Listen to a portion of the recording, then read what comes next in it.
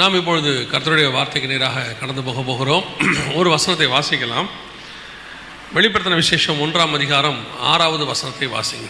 வெளிப்படுத்தல் 1:6.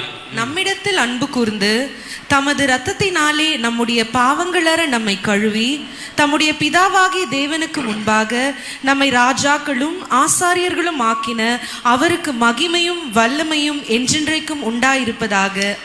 மூடுவோம். நல்ல தகப்பனே, சர்வ வல்லமையுள்ள எங்கள் ஆண்டவரே, இந்த அருமையான நேரத்திற்காக உமக்கு ஸ்தோத்திரம். கிருபையுள்ள கரத்தில் எங்களை தாழ்த்துகிறோம். தேவனாகிய கர்த்தர் எங்களுக்கு கொடுத்த அந்த நல்ல சந்தர்ப்பத்திற்காக உமக்கு நன்றி. நாங்கள் கூடி வந்து உங்களுடைய சமூகத்தில் உட்கார்ந்து உண்மை ஆராதிக்க, மகிமைப்படுத்த, உங்களுடைய வார்த்தைகளை கேட்க கர்த்தர் தந்த தருணத்துக்காக ஸ்தோத்திரம். இப்பொழுதும் எடுபடாத நல்ல பங்கு உம்மிடத்தில் இருக்கிறது ஆண்டவரே. எங்களுக்கு தேவையான பங்கை இந்த காலவேளையில் நீர் விட்டு தரும்படி நாங்கள் செபிக்கிறோம். எங்களுக்கு என்ன தேவையோ அதை கொடுத்து கர்த்தர் ஆசீர்வதிப்பீராக. மகிமை உள்ள கரத்தில் எங்களை தாழ்த்துகிறோம் எங்கள் ஆண்டவர் இயேசு கிறிஸ்துவின் நாமத்தில் பிதாவே. அல்லேலூயா. வெளிப்படுத்தின விசேஷம் 1ஆம் அதிகாரம் 6வது வசனம். நம்முடைய பிதாவாகிய தேவனுக்கு முன்பாக நம்மை ராஜாக்களும் ஆசாரியரும் ஆக்கின அவருக்கே எல்லா வல்லமையும் என்றென்றைக்கும் உண்டாவதாக. கவனிங்கள், ஆண்டவர் நம்மை அழைத்திருக்கிற அழைப்பில் 2 காரியங்கள் அடங்கி இருக்கிறது. ஒன்று ஆளுகை, ராஜா. இன்னொன்று ஆசாரியத்துவம், அபிஷேகம். ரெண்டும் அதில் இருக்குது. ராஜாக்குரிய அபிஷேகம் இருக்குது, ஆசாரியத்துவத்திற்கான அபிஷேகமும் இருக்கிறது. இது ரெண்டும் சேர்ந்ததுக்கு பேர் தான் வேதாகமத்தில் மெல்கிசேதேக்கின் முறைமை. உலகத்தின் ராஜ்யத்திற்கும் பரலோக ராஜ்யத்திற்கும் என்ன வித்தியாசம் அப்படின்னு பார்த்தீங்கன்னா, உலகத்தின் ராஜ்யம் இது ரெண்டும் தனித்தனியாக தான் இருக்கும். அதாவது மத ரீதியான சட்டங்கள் தனியாக இருக்கும், அரசாங்க ரீதியான சட்டம் தனியாக இருக்கும். ரிலீஜியஸ் லா, சிவில் லா அப்படின்னு சொல்லுவாங்க. ரெண்டும் தனித்தனியாக தான் இருக்கணும். எதற்காக அப்படின்னு கேட்டிங்கன்னா, இது ரெண்டும் ஒரே ஆள்கிட்ட இருந்துச்சுன்னா அந்த பர்டிகுலர் பர்சன் மத ரீதியான பர்சனாக இருந்து ஒரு மதத்தை உடையவராக இருந்தால் அவர் என்ன செய்வார், அந்த மதத்தை பற்றி கொண்டு இன்னொரு மதக்காரங்களை என்ன பண்ணுவார், கொடுமைப்படுத்துவார், வேதனைப்படுத்துவார். இது இயல்பு. அதனால தான் உலகளாவே எப்படி பண்ணி வச்சுருக்கிறாங்க அப்படின்னு கேட்டிங்கன்னா, ஜனநாயகத்தில் அரசியல் லா தனியாக இருக்கும், இந்த ரிலீஜியஸ் லா தனியாக இருக்கும். இது ரெண்டையும் போட்டு மிக்ஸ் பண்ணிக்க மாட்டாங்க. இது ரெண்டும் தனித்தனியாக தான் வச்சுருப்பாங்க. ஆனால் பரலோக ராஜ்யம் எப்படி இருக்கிறது என்று சொன்னால், அது இந்த ஆசாரியத்துவமும் ராஜ்யபாரமும் ஒன்றாக இருக்கிறது. இதை உலகத்தில் நீங்கள் பண்ண முடியாது, உலகத்தில் உள்ளவங்க பண்ண முடியாது. ஏன்னா இதை பண்ண தெரியாது அவங்களுக்கு. ஏன்னா அவர்கள் என்ன பண்ணுவாங்க, நான் ஏற்கனவே சொன்ன மாதிரி ஒரு மதத்தை சார்ந்து கொண்டு அல்லது ஒரு கடவுளை பற்றி கொண்டு மற்ற கடவுளை அவங்க அல்லது மற்ற ஜனங்களை, மற்ற கடவுளை சேவிக்கிற ஜனங்களை அவர்கள் வேதனைப்படுத்துவார்கள், நசுக்குவார்கள். இன்றைக்கும் அதான் நடக்குது. இன்றைக்கும் அதான் உலகம் முழுக்க நடக்குதுன்னு வச்சுக்கோங்களேன். அதனால தான் ஆண்டவர் என்ன சொல்கிறாரு, உம்முடைய ராஜ்யம் வருவதாக அப்படின்னு நம்ம சொல்கிறோம். இந்த இதை செய்ய தெரிஞ்ச ஒரே ஒருத்தர் யாருன்னா ஆண்டவராக இயேசு கிறிஸ்து ஒருத்தர் மட்டும்தான். ஆசாரியத்துவத்தையும் ராஜ்யபாரத்தையும் ஒன்றாக கரெக்டாக அதை ஃபோக்கஸ் பண்ணி செய்யக்கூடிய ஒரே கிங் யாருன்னா இயேசு கிறிஸ்து. இப்போ அவர் என்ன பண்ணுறாரு, அதே மாதிரி தான் உங்களையும் என்னையும் அழைத்திருக்கிறார். வசனம் சொல்லுது, ராஜாக்களும் ஆசாரியராக. மெல்கிசேதேக்கை குறித்து சொல்லும் பொழுது ஆதியாகமம் 14:18 சொல்லுது, உன்னதமான தேவனுடைய ஆசாரியனாக இருந்த சாலேமின் ராஜாவாகிய மெல்கிசேதேக்கு. ஆசாரியன், ராஜா ரெண்டு இருக்கு பாருங்க அதில். அதனால தான் அதுக்கு பேர் மெல்கிசேதேக்கின் முறைமைன்னு பேர். நம்ம எதில் வாசிக்கிறோம், எபிரேயர் 7, 10 எல்லாத்துலேயும் வாசிக்கிறோம். அதுக்கு பேர் மெல்கிசேதேக்கின் முறைமைன்னு பேர். ராஜ்யத்துவமும் ஆசாரியத்துவமும் ஒன்றாக இருக்கும். இந்த ராஜ்யத்துவம் ஆசாரியத்துவத்தில் கர்த்தர் முதல்ல ஆதாமுக்கு இதை கொடுக்கும் பொழுது 2 காரியங்களை ஆண்டவர் கொடுக்கிறார். ஆசாரியத்துவத்தையும் ராஜ்யபாரத்தையும் ஒன்றாக கொடுக்கிறார். 1ஆம் அதிகாரம் 28வது வசனம், ஆதியாகமத்தின் புஸ்தகம் 1:28 வாசிங்கள் பார்ப்போம்.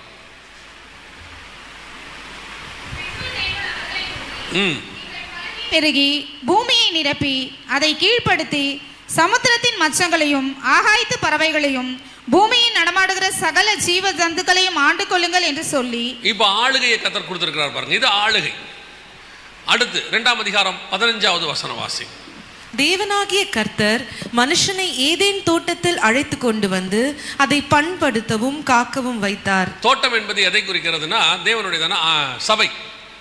5ஆம் அதிகாரம் 2ஆம் வசனம், ஏசாயா புஸ்தகம் வாசிங்க. ஏசாயா 5:2 வாசிங்க. அவர் அதை வேலி அடைத்து அதிலுள்ள கற்களை பொறுக்கி. 1ஆம் அதிகாரம் 1 வாசிங்க. அப்பொழுது நான் என் நேசரிடத்தில் அவருடைய திராட்சை தோட்டத்தை குறித்து என் நேசருக்கேற்ற ஒரு பாட்டை பாடுவேன். என் நேசருக்கு மகா செழிப்பான மேட்டிலே ஒரு திராட்சை தோட்டம் உண்டு. இது ஆசாரியத்துவம். தோட்டம் என்பது அதுல வேலி அடித்து கற்களை பொறுக்கி இதெல்லாம் நமக்கு தெரியும். அதுல நற்குல திராட்சை செடிகளை கொடுக்கும் என்று காத்திருந்தார். அதுவோ கசப்பான கனிகளை கொடுத்தது அப்படின்னு சொல்லி வசனம் சொல்லுது. அப்போ ஒன்று தோட்டத்தை பராமரித்தல் ஆசாரித்துவம் சபை, இன்னொன்று ஆண்டு கொள்ளுங்கள், பூமியை கீழ்ப்படுத்தி ஆண்டு கொள்ளுங்கள், இது ஆளுகை. ஆசாரியத்துவமும் ராஜ்யபாரமும் ஒன்றா இருக்கும். இப்போ ஆதாம் கிட்ட கொண்டு வந்து ஏவாளை ஒப்படைக்கிறார். ஏவாள் என்பது சபைக்கு அடையாளமாக இருக்கிறது. நம்ம எல்லாருக்கும் தெரியும், ஸ்திரீ என்பது சபைக்கு அடையாளம். ஆசாரியத்துவத்தையும் ராஜ்யபாரத்தையும் ஒன்றா கொடுக்கிறார். இங்க என்ன பிரச்சனை அப்படின்னு கேட்டீங்கன்னு சொன்னா, உங்ககிட்டயும் எங்கிட்டையும் அதே மாதிரி தான் கத்தரிப்பு கொடுத்து வச்சிருக்கிறாரா? வசனம் தெளிவா சொல்லுது. 1:6 சொல்லுது, வெளிப்படுத்தின விசேஷம், பிதாவாகிய தேவனுக்கு முன்பாக ராஜாக்களும் ஆசாரியரும் ஆக்கின.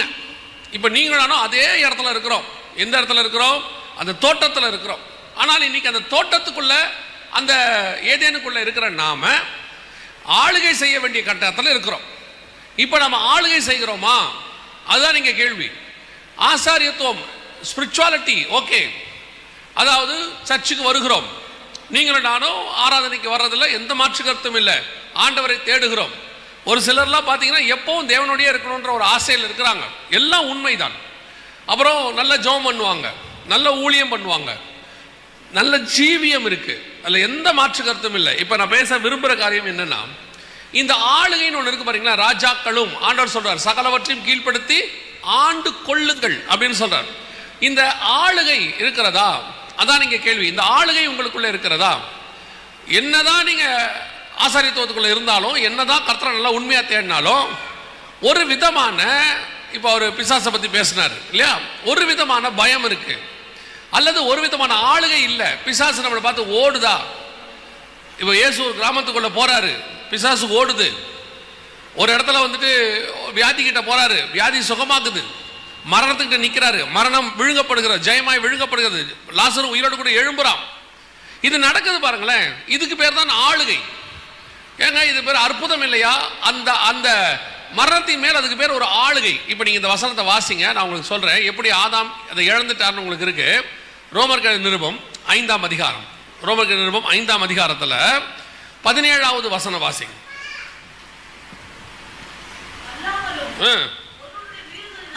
ஒருவனுடைய மீறுதலினாலே அந்த ஒருவன் மூலமாய் மரணம் ஆண்டு கொண்டிருக்கு. இப்ப யார் ஆளுகை செய்யறா?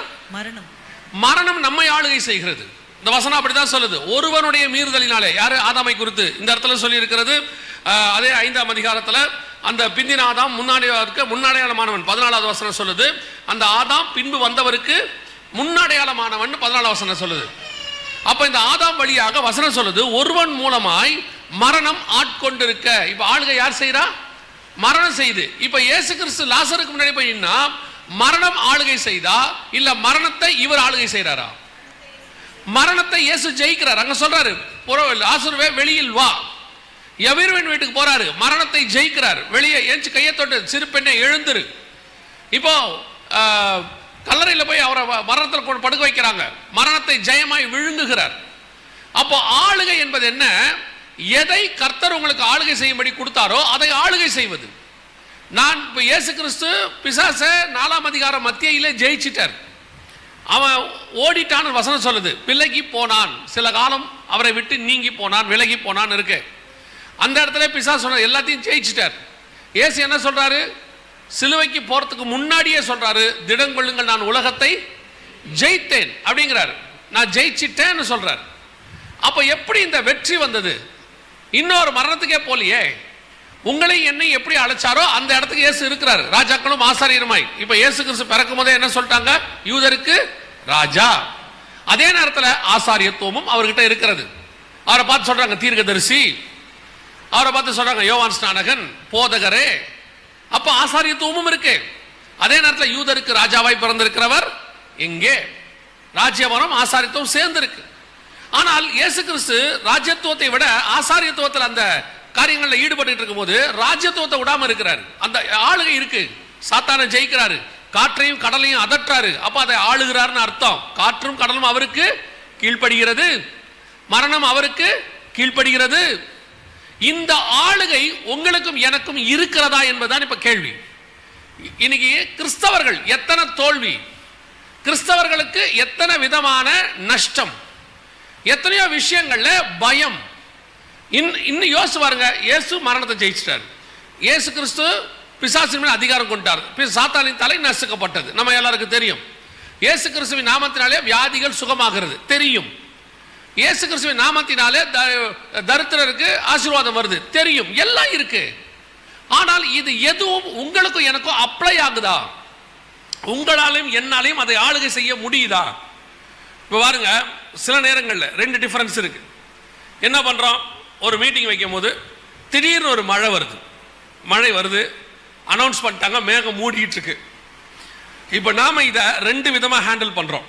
ஒரு விதமா நம்ம எப்படி ஹேண்டில் பண்ணலாம், நாம் எல்லாம் ஊக்கமாய் ஜெபம் பண்ணுவோம், மழை வராதபடிக்கு கர்த்தரை தடுக்கும்படி, இந்த மீட்டிங் நடக்கும்போது மழை டிஸ்டர்ப் பண்ணக்கூடாது அப்படின்னு சொல்லி நம்ம ஜெபம் பண்ணுவோம். இது ஒன்று இருக்கு. இன்னொன்று இருக்கு, அந்த மழை வராதபடிக்கு மேகத்துக்கு கட்டளை கொடுக்க முடியும். இந்த ரெண்டும் இருக்கு. என்ன செய்யலாம்? ரெண்டும் இருக்கு.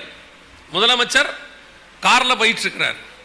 போகும் பொழுது அங்க இருக்கிறதான காவலரை கூப்பிட்டு, எப்பா கொஞ்சம் டிராஃபிக்கை கிளீன் பண்ணுங்கப்பா சொல்லலாம், தப்பு கிடையாது. அதே முதலமைச்சர் வரப்போறேன் டிராஃபிக்கை கிளீன் பண்ணி வைங்க ஆர்டரும் போடலாம். ரிக்வெஸ்டும் இருக்கு, ஆர்டரும் இருக்கு. இப்ப நீங்களும் நானும் ராஜாக்களா இருக்கிறபடினால கர்த்தர் உங்களுக்கும் எனக்கும் அந்த ஆர்டரை கொடுத்திருக்கிறார், ஆளுகை கொடுத்திருக்கிறார். இந்த ஆளுகை நமக்கு இருக்குதா? அதுதான் கேள்வி. ஆளுகை இருக்கா? ஆளுகையினுடைய முதல்ல ஆளுகை இருக்குன்னா உங்களுக்கு அந்த எண்ணம் வரணும். ஃபர்ஸ்ட் என்ன வரணும்? அந்த எண்ணம் வரணும். அந்த எண்ணம் வந்தா தானே ஆளுகை வரும். யோசிச்சு பாருங்க, தாவீது ஆடு மேய்க்கிறவரா இருக்கிறாரு, கோலியாத்துக்கிட்ட ஜெயிக்கிற அளவுக்கு அவருக்கு விசுவாசம் இருக்கு, எல்லாம் இருக்கு. ஆனா அந்த ட்ரெஸ்ஸை போடுறதுக்கு அவருக்கு என்ன இல்லை? எனக்கு பழக்கம் இல்லாதபடியினாலே. என்ன இருக்குது? பழக்கம் இல்லாதபடியினாலே. சரி, ஓகே, பழக்கம் இல்லை. இப்ப தாவீது எல்லா சண்டைக்கும் கவட்டக்கல்ல எடுத்துக்கிட்டு போனாரா, இல்ல அந்த ட்ரெஸ்ஸை போட்டு பட்டயத்தை எடுத்துட்டு போனாரா? அடுத்து வந்த சண்டைகள்லாம் அவன் யுத்த புருஷன், அவன் நிறைய சண்டை போட்டிருக்கிறான். போன இடத்துக்கெல்லாம் தாவீது என்ன பண்ணணும்? எல்லாருக்கிட்டையும் கவட்டக்கல்ல கொடுங்க, எல்லாரும் ஆளாளுக்கு ஒரு கவட்டக்கல்ல கையில் எடுத்துக்கோங்க, போற இடத்துல அடிக்க சொல்லி கொடுக்குறேன், அடி கல்ல விட்டு அடிங்க அப்படி சொல்லி கொடுத்தாரா? இவர் என்ன செய்யறாரு? எனக்கு ஆரம்பத்தில் பழக்கம் இல்லை, ஆனால் நான் ராஜாவாக மாறுகிறேன், அந்த வஸ்திரத்தை தரித்துக் கொள்வதற்கு தயாராகிறேன், கத்தி சண்டை போடுறதுக்கு நான் ரெடி ஆகிறேன், ஐ வில் பிராக்டிஸ், அந்த ராஜாவாக நான் மாறுகிறேன். நீங்களும் நானும் பாவத்திலிருந்து வந்தபோது பாவம் நம்மை ஆளுகை செய்து கொண்டிருந்ததுனால அந்த பாவத்தை குறித்த பயம் இருப்பது இயல்பு. அது உள்ள நம்ம இருந்திருக்கிறோம். வியாதியை பத்தின பயம் இருப்பது இயல்பு, பிசாசை குறித்த பயம் இருப்பது இயல்பு. ஏன்னா பயம் என்பது ஆதாம் பாவம் செஞ்ச முதல்ல வந்துச்சு, ஃபர்ஸ்ட் வந்தது. ஆனால் எப்ப நீங்க இயேசுவின் ரத்தத்தால் கழுவப்பட்டு ராஜாவுடைய பிள்ளையாய் மாற்றப்பட்டு ஆசாரியத்துவத்துக்கும் ராஜ்யத்துவத்துக்கும் உரியவர்களாய் மாறிட்டீங்களோ, ஆட்டோமேட்டிக்கா உங்களுக்குள்ள அந்த அத்தாரிட்டி வரணும், அந்த ஆளுகையுடைய எண்ணம் வரணும். ஃபர்ஸ்ட் நான் இப்பொழுது ராஜா, கர்த்தர் என்ன வாக்கி இருக்கிறார்? இந்த ராஜ்யபாரத்தை ஒரு குரூப் தப்பா பிரசங்கம் பண்ணிட்டு, இப்ப அதுதான் இப்ப பிரச்சனை. அது எப்படி பிரசங்கம்? கிங்டம் மென்டாலிட்டி அப்படிம்பாங்க. Kingdom mentality. கிங்டம் மென்டாலிட்டினா என்ன? உங்களுக்குள்ள நீங்க ராஜா என்கிற எண்ணம் இருக்கணும். ஆனால் இயேசு வெளியே என்னவாக இருந்தார்? இயேசு அரண்மனைக்கு போனாரா? குதிரை மேல ஏறினாரா? ராஜ உபச்சாரம் கேட்டாரா? ராஜ வஸ்திரம் கேட்டாரா? எல்லாரும் எனக்கு காலமிக்கி விடணும், சுத்தி நின்று எல்லாரும் சாமரம் வீசணும்னாரா? இல்ல. நான் தங்கி இருக்கிற இடத்தை பாருங்கள், வனாந்தரத்தில் தங்கி இருக்கிறார். மனுஷகுமாரனுக்கோ தலை சாய்க்க இடம் இல்லை, அப்படித்தானே இருக்குது. அவர் என்ன செய்யறார்? பசி உண்டாயிற்று. எல்லாம் நார்மல், எல்லாம் நார்மல், உலக பிரகாரமாய் ஆசாரித்துவம். ஆனா உள்ளுக்குள்ள என்ன இருக்கு? ராஜ்யபாரம். ஐ ஆம் த கிங். அதனாலதான் பிலாத்து கேட்கிறான், நீர் யூதருக்கு ராஜாவா? இயேசு சொன்னாரு, நீ சொல்லுகிறபடிதான். எனக்கு ரொம்ப ஒரு வேத பண்டிதர் எனக்கு சொல்லி கொடுத்தாரு. நீங்க வாசிச்சு பாருங்க, இயேசு கிறிஸ்துடைய ஒவ்வொரு ஆக்டிவிட்டிஸும் ராஜா மாதிரியே இருக்கும். ஆனால் அவர் வெளியே ஆசாரியன் தான், அந்த வேலையை செஞ்சுக்கிட்டு இருக்கிறாரு. பிரதான ஆசாரியன் வேலையை செய்யறாரு. நமக்கோ மகா பிரதான ஆசாரியன் உண்டு. வசனம் சொல்லுது, ஆசாரித்துவ வேலையை தான் செய்யறாரு. பலியான செம்மறி அந்த வேலையை அவர் செய்யறாரு, அதுல மாற்றுக்கருத்து இல்லை. ஆனா உள்ளுக்குள்ள அவர்கிட்ட என்ன வெளிப்பட்டுக்கிட்டே இருக்கும்? அந்த அத்தாரிட்டி வெளிப்பட்டுக்கிட்டே இருக்கும். மலை பிரசங்கம் இருக்குல்ல, மலை பிரசங்கம் மதிய நாள்ல இருக்குல்ல, நீங்க நல்லா கவனிச்சு பாருங்க. மலை பிரசங்கத்துல இயேசு போய் வசனம் சொல்லும், மலையின் மேல் ஏறி உட்கார்ந்தார், சீஷர்கள் அவரிடத்தில் வந்தார்கள் அப்படின்னு இருக்கும்.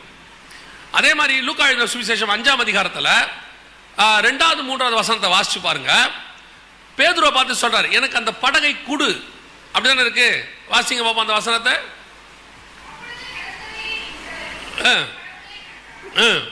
அவர்கள் அவைகளை விட்டு இறங்கி வலைகளை அலசி கொண்டிருந்தார்கள். அப்பொழுது அந்த படகுகளில் ஒன்றில் ஏறினார். அது சீமோனுடையதான் இருந்தது.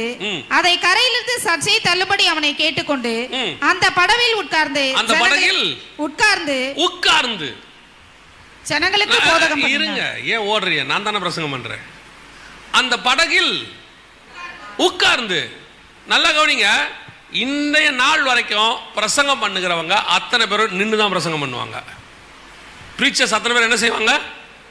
முடியல, உட முடியலன்னு உட்காந்து பிரசங்கம் பண்ண, அது வேற. ஆனா பிரீச்சர் அப்படிங்கிறவர் நின்று தான் பிரசங்கம் பண்ணுவார். ஒரே ஒருத்தர் மட்டும்தான் உட்காந்து பிரசங்கம் பண்ணுவார். யார் தெரியுமா? ராஜா மட்டும்தான் உட்காந்து பேசுவார், மற்றவங்க நின்று கேட்பாங்க.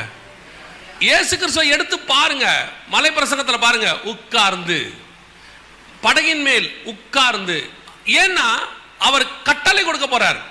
உங்களுக்கு இப்படி சொல்லப்பட்டது, பூர்வத்தாருக்கு இப்படி உரைக்கப்பட்டது, நான் உங்களுக்கு சொல்லுகிறேன். இது பிரசங்கம் அல்ல, கட்டளை, அத்தாரிட்டி வெளிப்படுது. அவருடைய ஒவ்வொரு ஆக்டிவிட்டிஸ்லையும் வெளிப்படுவது. அப்படி ஒரு ஆசாரியத்துவத்தை, ராஜ்யபாரத்தை தான் கர்த்தர் உங்ககிட்ட எங்கிட்ட இருந்து எதிர்பார்க்கிறார். எதன் மேல? மனுஷன் மேல இல்ல. அதான் இங்க ரொம்ப இம்பார்ட்டன்ட்.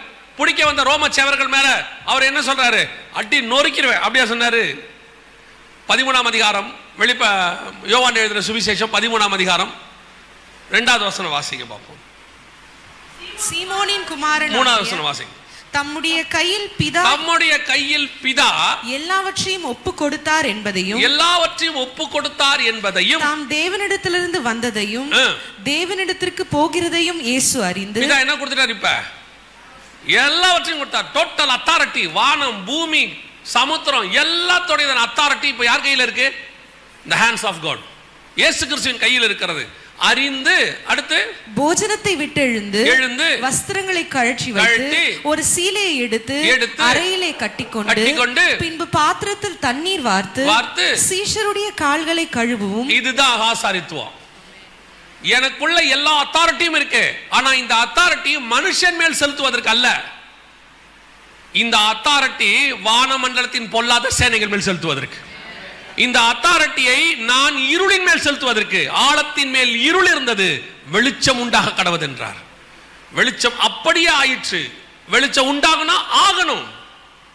இந்த அத்தாரிட்டியை நீ யூஸ் பண்றது தான் ராஜ்யத்துவம். இன்னைக்கு வியாதியை பார்த்தா நீங்க ரெக்வெஸ்ட் பண்ணிட்டு இருக்கிறீங்க. நீங்க பிசாசை பார்த்து ஜெபம் பண்ணிட்டு இருக்கான். பிசாசை பார்த்து என்ன பண்ணிட்டு இருக்காங்க? ஜெபம் பண்ணிட்டு இருக்கான். எப்படி ஆகிலும் போ. அவங்ககிட்ட ரெக்வெஸ்ட், எப்படி ஆயிலும் போ. ஒரு அத்தாரிட்டி உங்களுக்குள்ள வரணும். அதுதான் வசனம் சொல்லுது, ஆசாரியத்துவம் ராஜ்யபாரமும்.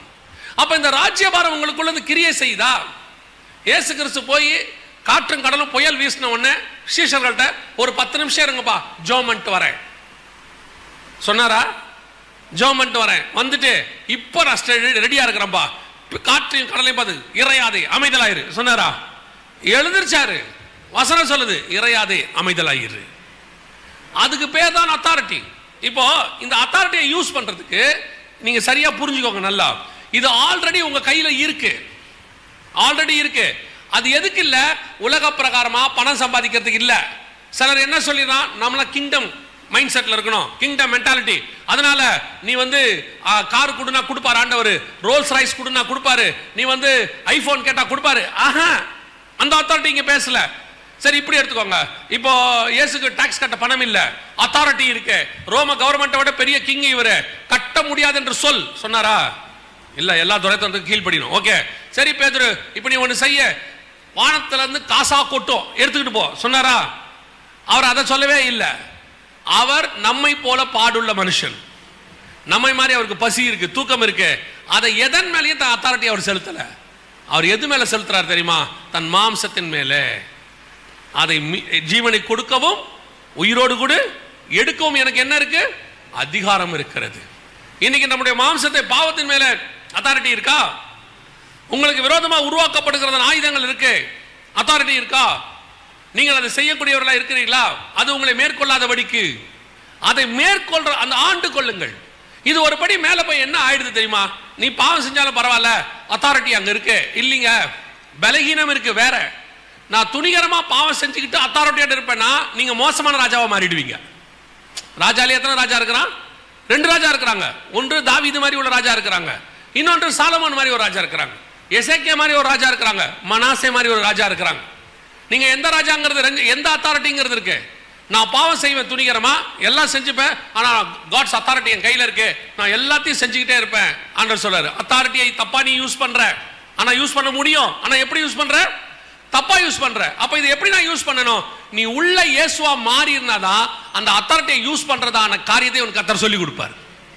நீ அத்தாரிட்டி எப்படி யூஸ் பண்ணக்கூடாது? ஆண்டவரே, இந்த வருஷம் என் மாமியார் கொன்று போடுகிறேன் இயேசுவின் நாமத்துல, அது எப்படி யூஸ் ஆகும்?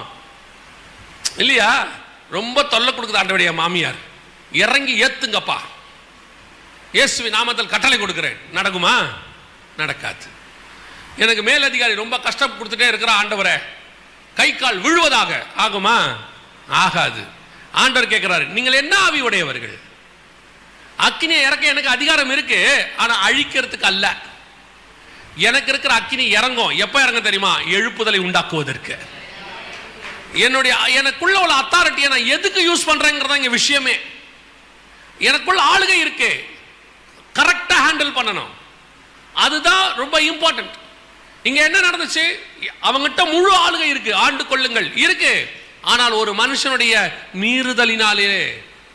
1:28 கர்த்தர் சொல்றார், சகலவற்றையும் ஆண்டு கொள்ளுங்கள். ஆனா இப்ப என்ன ஆயிடுச்சு? மீறுதலினாலே அந்த அத்தாரிட்டி அவனை விட்டு போயிருச்சு, மரணம் ஆட்கொண்டு விட்டது. இதுதான் நம்ம கிட்ட இருக்கிற ஃபர்ஸ்ட் பாயிண்ட். நம்ம கிட்ட இருக்க பெரிய பிரச்சனை இப்ப என்ன தெரியுமா? நம்ம கிட்ட ஆண்டவர் எல்லா அதிகாரத்தையும் கொடுத்து வச்சிருக்கிறாரு, அதுல எந்த மாற்று கருத்துமே இல்ல. ஆனால் மரணம் உங்களை ஆட்கொள்கிறதா, பாவம் உங்களை ஆட்கொள்கிறதா? கீழே போய் பாருங்க, அப்படியே வாசிச்சு பாருங்க. 12வது வசனத்திலிருந்து அவர் அப்படியே 21வது வசனம் வரைக்கும் சொல்லிக்கிட்டே வராரு என்னென்னலாம் நடக்குது. முதலாவது, ஒரு மனுஷனாலே பாவமும் பாவத்தினாலே மரணமும் உலகத்தில் பிரவேசித்தது போல. 14வது வசனம், ஆதாமின் மீறுதலுக்கு ஒப்பாய் பாவம் செய்யாதவர்களை மரணம் என்ன செஞ்சுச்சா? ஆட்கொண்டது, மரணமானது. 15வது வசனம், ஒருவனுடைய மீறுதலினாலே அநேகர் மரித்திருக்க. 16வது வசனம், ஒருவன் பாவம் செய்ததனால் உண்டான தீர்ப்பு. 17வது வசனம், ஒருவனுடைய மீறுதலினாலே அந்த ஒருவன் மூலமாய் மரணம் ஆட்கொண்டிருக்க. 18வது வசனம், ஒரே மீறுதலினாலே எல்லா மனுஷனுக்கும் ஆக்கினைக்கு ஏதுவான தீர்ப்பு உண்டானது போல. 19வது வசனம், ஒரே மனுஷனுடைய கீழ்ப்படியமினாலே அநேகர் பாவிகளாக்கப்பட்டது போல. கீழ்ப்படியாமை, மீறுதல், பாவம், மரணம் அத்தனை வருது. அந்த ஆளுகை இப்ப போயிட்டு இவனை எல்லா ஆளுகை செய்ய தொடங்கிருச்சு. இதுதான் இப்ப இங்க இருக்கு. கர்த்தர் உங்ககிட்ட எல்லாத்தையும் கொடுத்து வச்சிருக்கிறார். இப்ப புரிஞ்சுக்கோங்க, ரொம்ப சிம்பிளா சொல்றேன். எல்லாத்தையும் கொடுத்து வச்சிருக்கிறார், ஆளுகை செய்யும்படி வச்சிருக்கிறார். இதை நீங்கள் 2 செய்யலாம். இந்த ஆளுகையை தப்பா யூஸ் பண்ணலாம், தப்பா யூஸ் பண்ணலாம். இல்லையா, இந்த ஆளுகையை இழக்கலாம். இப்ப ஆளுகை இல்ல, மரணம் ஆட்கொண்டு விட்டது. இப்ப இயேசு என்ன சொல்றாரு? இந்த ஆளுகையை நான் திருப்பி பெற்றுட்டேன். இழந்து போனவங்களை ரட்சிக்கவும் மீட்கவுமே மனுஷகுமாரன் வந்தார். மீட் எடுத்துட்டார். திடங்கொள்ளுங்கள், நான் உலகத்தை ஜெயித்தேன், வின் பண்ணிட்டார். இப்ப வின் பண்ணதை நமக்கிட்டையும் கொடுத்துட்டார், ராஜாக்களும் ஆசாரியருமாய்.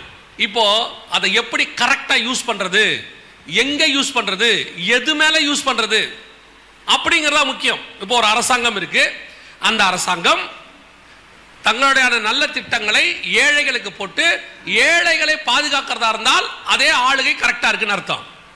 அதே அரசாங்கம் தான் இஷ்டப்படி சர்வாதிகாரமா அரசாண்டு ஹிட்லர் மாதிரி எல்லாரையும் கொலை பண்ணுச்சுன்னா அந்த அதிகாரம் தப்பா போச்சுன்னு அர்த்தம்.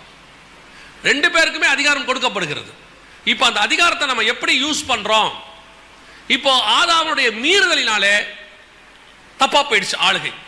அந்த ஆளுகை எது ஆளுகைக்கு வந்துருச்சு? மரணம் வந்துருச்சு, மீறுதல் வந்துருச்சு, பாவம் வந்துருச்சு. இப்போ இதோடைய தான் ஆளுகை இருந்துச்சு, ராங் கிங்டம், தப்பான ராஜ்யபாரம். இப்போ ஆண்டவர் மாத்திட்டார், ஜெயிச்சிட்டார், நம்ம கிட்ட கொடுத்துட்டாரு. நாம எப்படி ஆளுகை செய்கிறோம்? இப்ப நம்ம கிட்ட பிரச்சனை என்ன?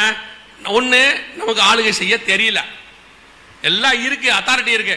நல்லா கவனிங்க, இந்த கார்ல போகும்போது சிவப்பு லைட் இருக்குல்ல, சிவப்பு லைட் போட்டவர் மேல சிவப்பு லைட் இருந்தா முன்னாடி சிவப்பு லைட்டா கிரீன் லைட்டான்னு பார்க்க மாட்டார். தெரியுமா உங்களுக்கு? மேல சிவப்பு light going going going going sound வந்தா அவர் போற வழியில இருக்கிறது சிவப்பு லைட்டா கிரீன் லைட்னு அவர் என்ன செய்ய மாட்டாரு? பார்க்க மாட்டார். ஏன்னா மேல சிவப்பு லைட் இருந்தா ஆட்டோமேட்டிக்கா அங்க என்ன லைட் இருக்கு? கிரீன் லைட் தான், அந்த சிவப்பு லைட்ன்றது அத்தாரிட்டி, அதிகாரம். அந்த காருக்குள்ள இவர் உட்காந்துக்கிட்டார். நான் கிறிஸ்துவினுடைய அத்தாரிட்டிக்குள்ள உட்காந்துக்கிட்டேன். ஆட்டோமேட்டிக்கா எனக்கு முன்னாடி என்ன லைட் தான் இருக்கணும்? கிரீன் லைட் தான் இருக்கணும். அது எனக்கு தெரியணும். எனக்கு தெரிய மாட்டேங்குது. நான் என்ன பண்றேன்? நானும் தம்பிய போவோம். அவன் தான் வண்டி ஓட்டுவான், நான் பிரேக் அடிப்பேன். அவன் தான் வண்டி ஓட்டுவான், நான் என்ன பண்ணுவேன்? பிரேக் அடிப்பேன். அப்புறம் அவன் ஓட்டே இருப்பான், அவன் கையில நான் ஹேண்ட் பிரேக் போடுவேன் அப்படிம்பேன். அவனுக்கு தெரியும் எங்க பிரேக் போடணும், அவனுக்கு தெரியும் எந்த இடத்துல நிறுத்தணும், எல்லாம் அவனுக்கு தெரியும். ஆனா எனக்கு முதிர்வானோ, கிட்ட போயிருமோ, எவனாவது உள்ள விழுந்துருவானோ. ஏன்னா எனக்கு பழைய எக்ஸ்பீரியன்ஸ் இருக்கு. எந்த எக்ஸ்பீரியன்ஸ்? இந்த டிரைவர் சீட்ல உட்கார்ந்த போது எனக்கு ஒரு எக்ஸ்பீரியன்ஸ் இருக்கு. என்ன எக்ஸ்பீரியன்ஸ்?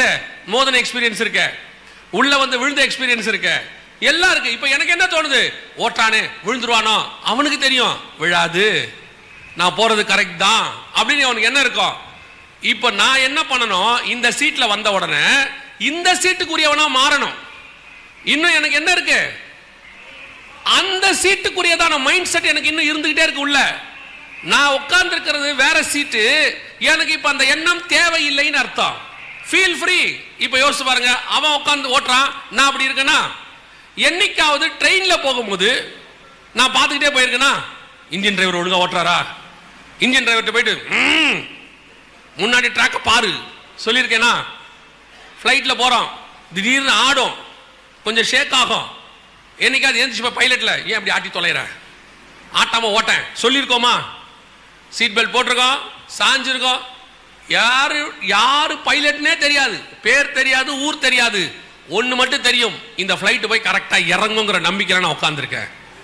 இப்ப எனக்குள்ள இருக்கிற அத்தாரிட்டி அப்படிப்பட்டது. இயேசு என்னை ஆட்கொண்டு இருக்கிறார். அவர் உலகத்தை ஜெயித்தவர். நான் அவருக்குள் உட்கார்ந்து இருக்கிறேன். என் மேல ஒரு லைட் இருக்கு, இதுக்கு பேர் தான் அதிகாரம், அத்தாரிட்டி. எனக்கு முன்னாடி எல்லாத்தையும் அது கிரீன் சிக்னலாக மாத்தும். எந்த கதவும் அடைக்கப்படாது. திறந்த வாசலை கட்டளையிட்டு இருக்கிறார். நான் முடிவு பரியந்தம் ஜெயிக்கிறவனாய் போய்கொண்டே இருப்பேன். அதனால உள்ள உட்கார்ந்துக்கிட்டு சிகரெட் பிடிக்க கூடாது. கரெக்டா கிரீன் லைட் எல்லாம் போதுன்ட்டு உள்ள இருக்கிற நான் குடிச்சா என்ன ஆகும்? உள்ள இருக்கிற நான் சிகரெட் பிடிச்சா என்ன ஆகும்? உள்ள இருக்கிற நான் பாவம் செஞ்சா என்ன ஆகும்? என்னைக்காவது ஒரு நாள் திறக்கும் போது எனக்குள்ள இருந்து சிகரெட் வாசனை வீசும், எனக்குள்ள இருந்து குடி வாசனை வீசும். திறக்கிறவன் சொல்லுவான், வர்றது லைட்டு போட்ட வண்டி, உள்ளுக்குள்ள உட்காந்து குடிகார பையன் வந்திருக்கான் சொல்லுவான மாட்டானா? இந்த காருக்குன்னு ஒரு மரியாதை இருக்கு. அது உள்ள உட்காரும் போது அந்த அத்தாரிட்டிக்குரியவனாய் நீ உட்காரணும். அந்த மரியாதை உனக்கு இருக்கணும். எனக்கு ஒரு நண்பர் இருந்தார். அவர் என்ன பண்ணாரு? நோ பார்க்கிங்ல வண்டியை நிறுத்திட்டாரு. என்ன பண்ணிட்டாரு? நோ பார்க்கிங்ல வண்டியை நிறுத்திட்டார். நிறுத்திட்டோன்னே வந்து இந்த வீலை மாட்டுவாங்க தெரியுமா? நோ பார்க்கிங்ல நிறுத்தினா பூட்டு போட்டு போயிட்டாங்க. அப்புறம் இவர் கொஞ்சம் நின்றுக்கிட்டே இருந்தார். அவங்க வந்தாங்க, என்ன சார் நோ பார்க்கிங்ல நிறுத்தி இருக்கீங்க? Fine sir. 1000 ரூபாயோ 500 ரூபாயோ சொன்னாங்க. ஃபைன் 100 ரூபாயோ 500 ரூபாயோ சொன்னாங்க. ஃபைன் சார் அப்படின்னு உடனே அடுத்த வார்த்தை அவர் சொன்னாரு, எனக்கு சென்னை டிஐஜி தெரியும்னாரு. அந்த அந்த எஸ்ஐயா அவர் ஒருத்தர் வருவார்ல, இந்த பூட்டு போட்டவர், இப்படியே பார்த்தாரு. பார்த்துட்டே நின்று பதிலே சொல்லலை அவர். நானும் கூட தான் நிற்கிறேன், பதிலே சொல்லலை. உடனே இவர் சொன்னார், நான் வேணா ஃபோன் பண்ணி கொடுக்கட்டுமா, பேசுறீங்களா அப்படின்னாரு. உடனே அவர் சொன்னார், சார் இந்த ஃபைன் 100 ரூபாய் சார், இதுக்கு ஏன் சார் டிஐஜிலாம் கூப்பிடுறீங்க? டேய் கழட்டுறா போங்க சார் அப்படின்னு. இதை யூஸ் பண்றவருக்கு தெரியல 100 ரூபாய்க்கு டிஐஜி கூப்பிடக்கூடாதுன்னு. டிஐஜி எது கூப்பிடணும்? ஒரு ஜீவன் போற விஷயம் தப்பா செஞ்சுட்டாங்க, எனக்கு எதிராக செய்யறாங்க அப்படின்னு அங்க போய் நின்னா நியாயம். 100 ரூபாய் பார்க்கிங் கிட்ட யாருக்கு போய் நிக்க கூடாது? இது யாருக்கு தெரியுது? தண்டனை கொடுக்கிற ஆளுக்கு தெரியுது. இது யாருக்கு தெரியணும் தெரியுமா? எனக்கு தெரியணும்.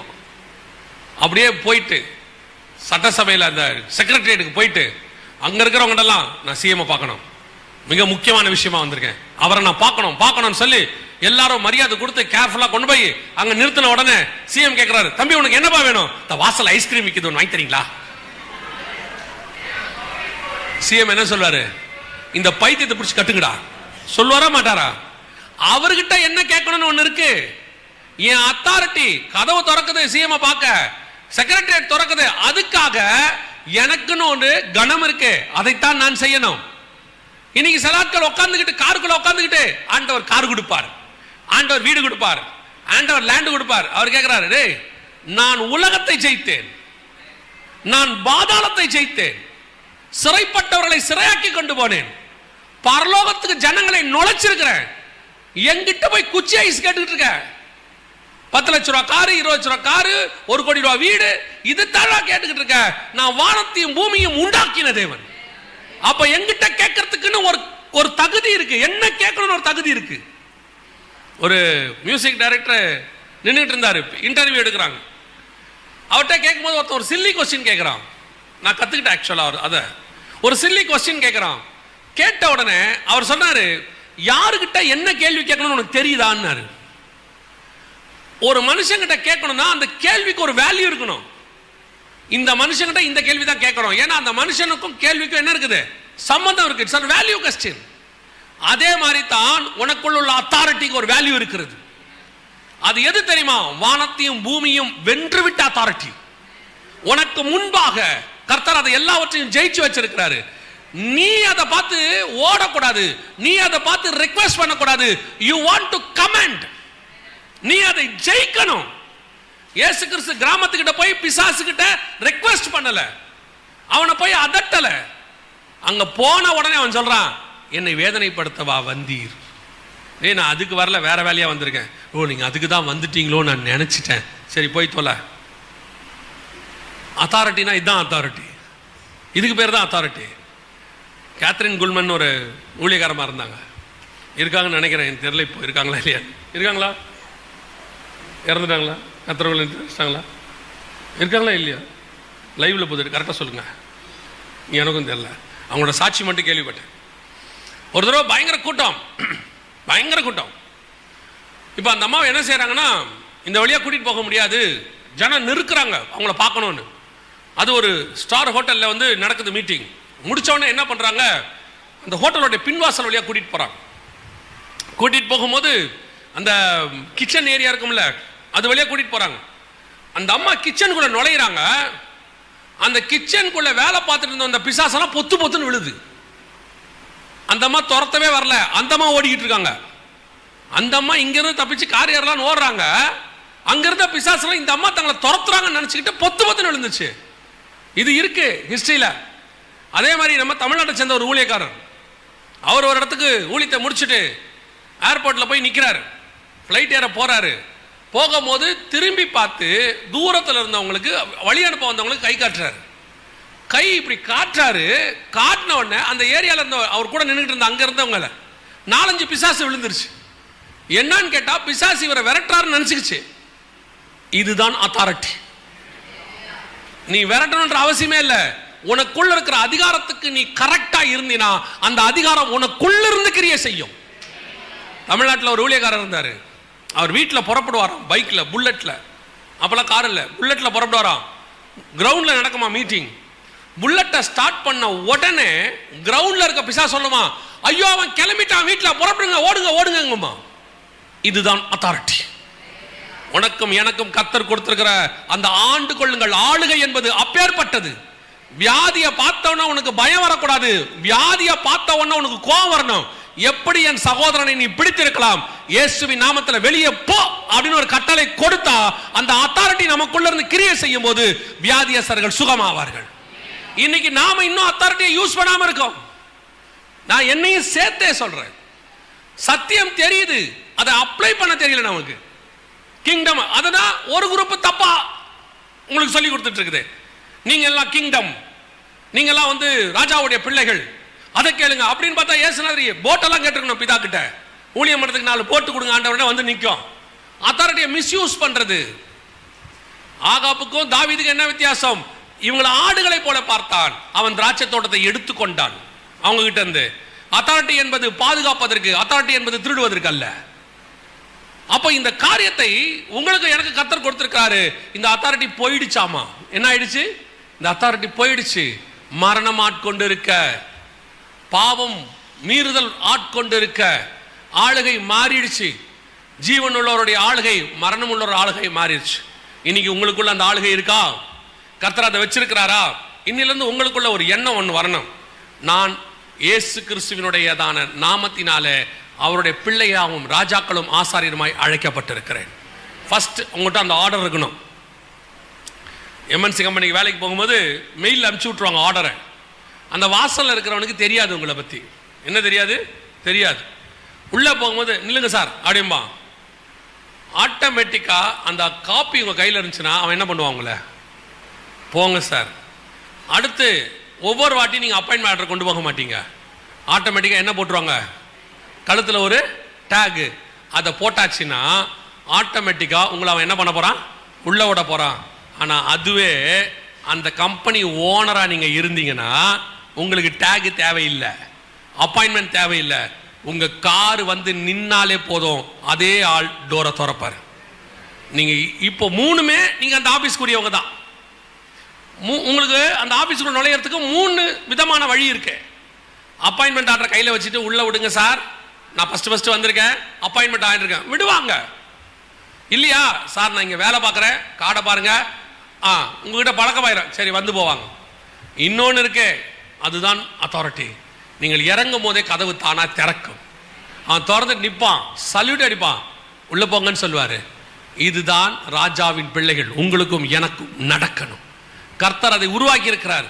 ஒரு வியாதியஸ்தனை கூப்பிட்டு நிற்க வைக்கும் போது, ஒரு பிசாசை கூப்பிட்டு நிற்க வைக்கும் போது நமக்குள்ள என்ன தோணணும் தெரியுமா? I am the son and daughter of the king. நான் ராஜாவுடைய பிள்ளையாக இருக்கிறேன். உலகத்தை ஜெயித்தவர் எனக்குள்ள இருக்கிறார். பிசாசின் அதிகாரத்தை ஜெயித்தவர் எனக்குள்ள இருக்கிறார்.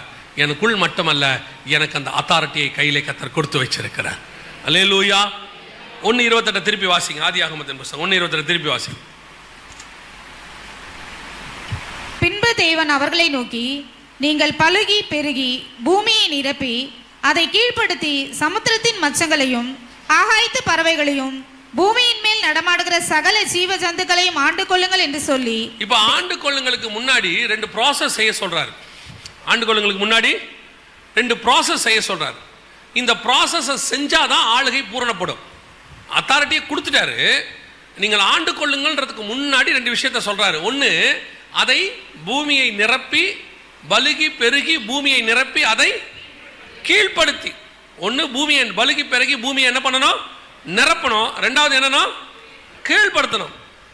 இந்த அத்தாரிட்டியை நான் சொன்ன பாருங்க, தப்பாவும் யூஸ் பண்ணலான்னு இல்லையா? தப்பாவே நீங்க உலக பிரகாரமா கூட என்ன பண்ணலாம்? தப்பாவும் யூஸ் பண்ணலாம் அந்த அதிகாரத்தை. அப்ப சரியா யூஸ் பண்றதுக்கான கர்த்தர் கொடுத்த ஃபார்முலா பலுகி பெருகி பூமியை நிரப்பு. எதால பலுகி பெருகி நிரப்பணும்? வாசிங்க. மல்கியாவின் புத்தகம் 2ஆம் அதிகாரம் 15வது வசனம் வாசிங்க. மல்கியா 2:15 வாசிங்க. அவர் ஒருவனை அல்லவா படைத்தார், அவர் ஒருவனை அல்லவா படைத்தார். ஆவி அவரிடத்தில் பரிபூர்ணமாய் இருந்தது, ஆவி அவரிடத்தில் பரிபூர்ணமாய் இருந்தது. பின்ன ஏன் ஒருவனை படைத்தார்? தேவ பக்தி உள்ள சந்ததியை பெரும்படியும் தானே. இப்போ என்ன வேணும்? இப்போ பலுகி பெருகி பூமியை நிரப்புனா என்ன மாதிரி சந்ததியில் அவனை நிரப்பத்துக்காக படைச்சாருன்னு மல்கியா 2:15 சொல்லுது. நீ பலுகி பெருகி பூமியை நிரப்பு, ஆனா என்ன மாதிரி சந்ததியால நிரப்பணும்னு மல்கியா 2:15 சொல்லுது. என்ன சந்ததியா? தேவ பக்தி உள்ள சந்ததியால நிரப்பு அப்படிங்கிறார். அப்போ நீங்கள் ஆளுகை செய்வதற்கு முன்பதாக முழுக்க இந்த வேர்ல்டு ஆளுகை செய்யணும். இப்ப இயேசு உலகத்தை ஜெயித்தார். நல்ல கவனிங்க.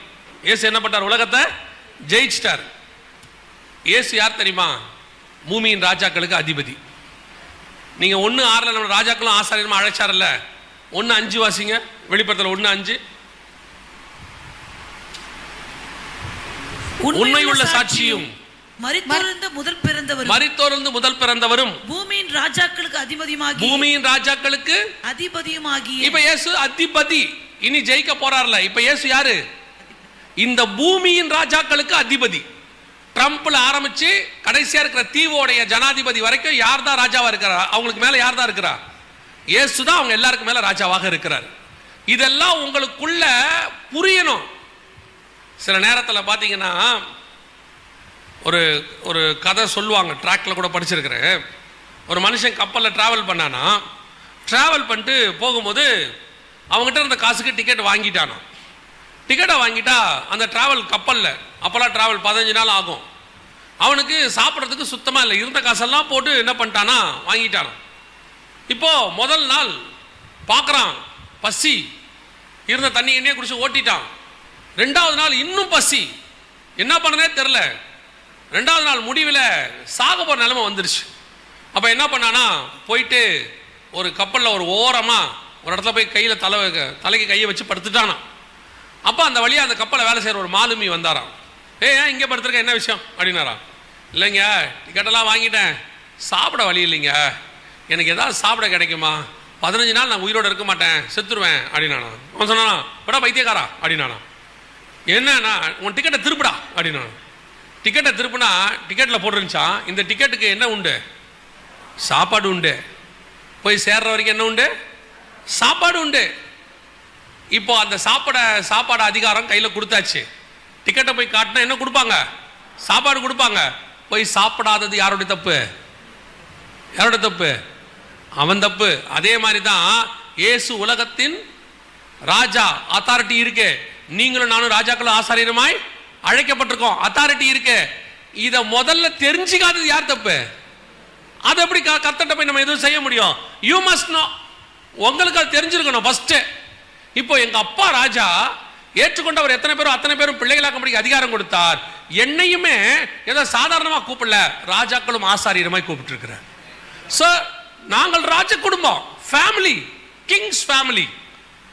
இந்த கிங்ஸ் ஃபேமிலியில வசனம் சொல்லுது, இயேசு கிறிஸ்துவோ இந்த கீழ்ப்படுத்துவதற்கு, ஆளுகை செய்வதற்கு, பலுகி பெருகி பூமியை நிரப்புங்கள்.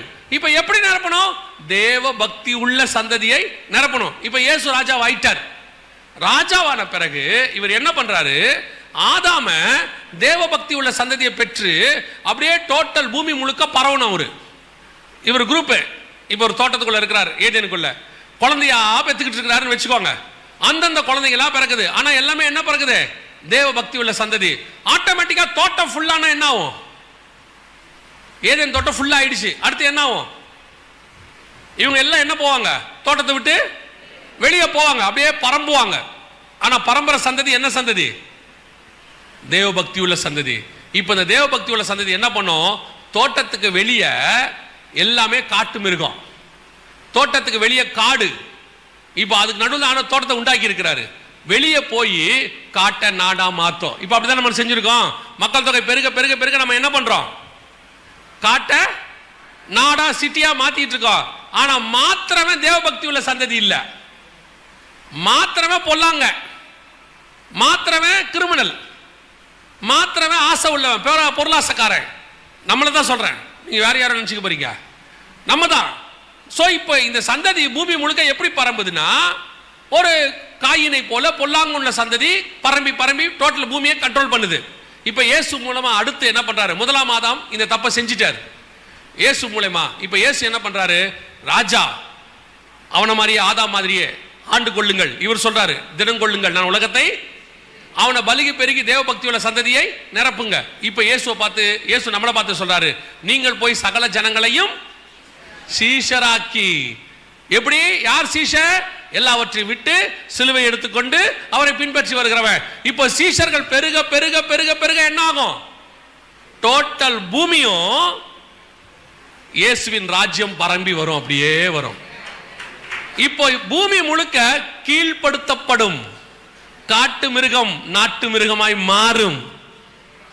ஆமாதானே, யோசிச்சு பாருங்க. இப்ப நீங்க இங்க இருந்து நாய்க்குட்டியை பழகி நாய்க்குட்டியை உங்களுக்கு ஏத்த மாதிரி மாத்திட்டீங்க, கரெக்ட் தானே? பூனைக்குட்டி உங்களுக்கு ஏத்த மாதிரி, கோழி உங்களுக்கு ஏத்த மாதிரி மாறிடுச்சு. இப்ப நீங்க பலுகி பெருகி போகும்போது யானையை என்ன பண்ணுவீங்க, அடுத்து சுபாவத்தை மாத்துவீங்க, உங்களுக்கு ஏத்த மாதிரி யானையை பழக்க வைப்பீங்க. அதுக்கப்புறம் எல்லாமே என்ன ஆகும், சிங்கம் ஆட்டுக்குட்டியோடு கூட மேயும், புலி ஓநாய் ஆடோடு கூட படுத்துக்கொள்ளும், கரடியும் மனுஷனும் ஒன்னா இருப்பாங்க. ஆயிடவ சரசாட்சி, பூமி முழுக்க தேவனுடைய சந்ததியாய் மாறும், காட்டு மிருகமும் நாட்டு மிருகமும் ஒன்றாய் மாற்றப்பட்டிருக்கும். இதுதான் பூமியை கீழ்ப்படுத்தி ஆண்டு கொள்ளுங்கள். அப்ப நான் பூமியை ஆளுகை செய்யறதுக்கு நான் செய்ய வேண்டிய விஷயம் என்ன, நான் இந்த பூமியை தேவ பக்தி உள்ள சந்ததியால் நிரப்ப வேண்டும். இதை இயேசு சொன்னாரு, நீங்கள் போய் சீஷராக்கி, சகல ஜனங்களுக்கும் சீஷராக்கி. அப்ப நாம இன்னைக்கு அந்த வேலையை செய்யறோமா? நாம தேவ பக்தி உள்ள சந்ததினா பெருக்கணும்னா நான் முதல்ல கிறிஸ்துவனுடைய பிள்ளையா இருக்கணும். நான் ஆதாமா இருந்தால்தான், ஆதாமுடைய பையனா இருந்தால்தான் என் மூலமா வரக்கூடியதெல்லாம் எப்படி இருக்கும்? தேவ பக்தி உள்ள சந்ததியா இருக்கும்.